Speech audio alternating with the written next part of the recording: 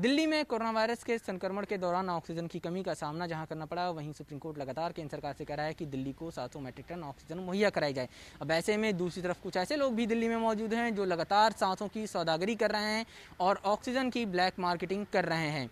Delhi police अब ऐसे लोगों पर अपनी चाबुक चला रही है। दिल्ली पुलिस ने बीते दिनों लोधी कॉलोनी में एक रेस्टोरेंट में छापेमारी की थी, जहां पर 219 ऑक्सीजन कंसंट्रेटर और ज़रूरी दवाइयां बरामद की थी। उसके बाद पूछताछ करने के बाद दिल्ली पुलिस ने दिल्ली की मशहूर खान मार्केट में छापेमारी की, जहां पे खान चचा रेस्टोरेंट और टाउन हॉल रेस्टोरेंट में छापेमारी की, जहां बड़ी संख्या में ऑक्सीजन कंसंट्रेटर बरामद किए। खान चचा रेस्टोरेंट से 96 ऑक्सीजन कंसंट्रेटर बरामद किए, वहीं टाउन हॉल रेस्टोरेंट से 9 ऑक्सीजन कंसंट्रेटर बरामद किए। हालांकि अब दिल्ली पुलिस इस पूरे मामले में जांच पड़ताल कर रही है और क्राइम ब्रांच को ये पूरा मामला दिया जा चुका है। दिल्ली पुलिस के सूत्रों का ये कहना है कि इसके तार जो है विदेश से भी जुड़े हुए हैं। लंदन, चाइना और हांगकांग से ऑक्सीजन कंसंट्रेटर मंगाए जाते थे।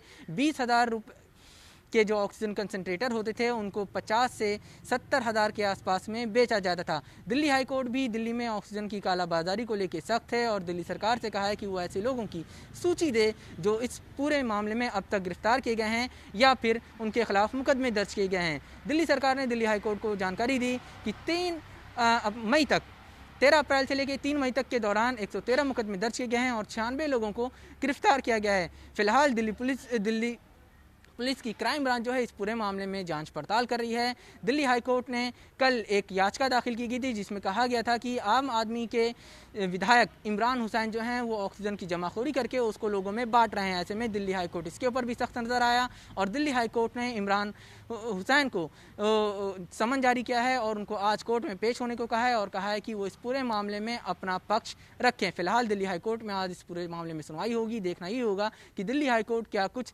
सख्त निर्देश देता है, क्योंकि दिल्ली हाई कोर्ट इससे पहले कह चुका है कि जो भी ऑक्सीजन की जमाखोरी या कालाबाजारी करेगा उसको हम सीधे फांसी के तख्ते पर लटका देंगे।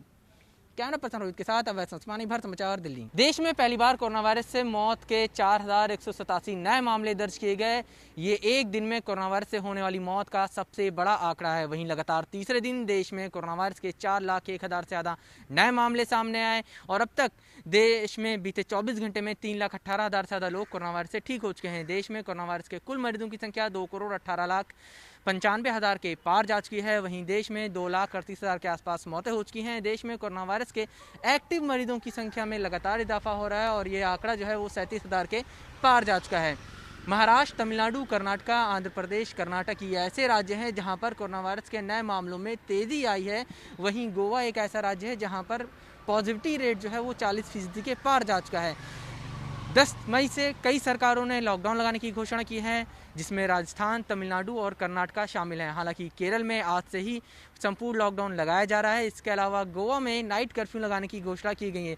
जिस तरह से लगातार देश में कोरोना वायरस के मामले बढ़ रहे हैं उसको देखते हुए लगातार केंद्र सरकार के राजनीतिक वैज्ञानिक सलाहकार जो हैं वो कह रहे हैं कि जिस तरह से देश में कोरोना वायरस के मामले बढ़ रहे हैं उसको देखते हुए देश में तीसरी लहर भी आ सकती है। ऐसे में हमें और ज़्यादा सतर्क और तैयारियां करनी होंगी।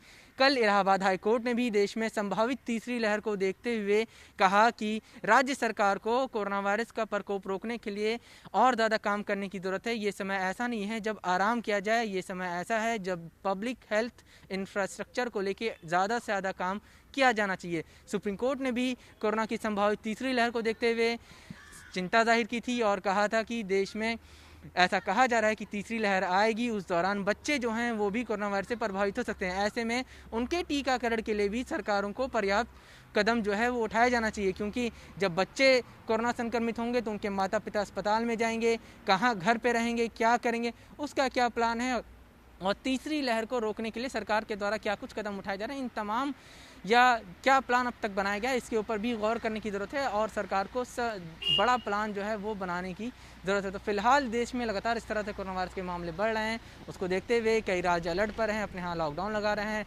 कर्फ्यू लगा रहे हैं और ज़्यादा से ज़्यादा सख्ती बरतने की कोशिश कर रहे हैं। ऐसे में अब देखना यही होगा कि जिस तरह से कोरोना वायरस बढ़ा है, सरकारें अपनी तरफ से कोशिश कर रही हैं, जनता को भी जागरूक होना पड़ेगा और कोरोना वायरस से लड़ाई जो है वो मास्क और सोशल डिस्टेंसिंग का पालन करके ही जीती जा सकती है।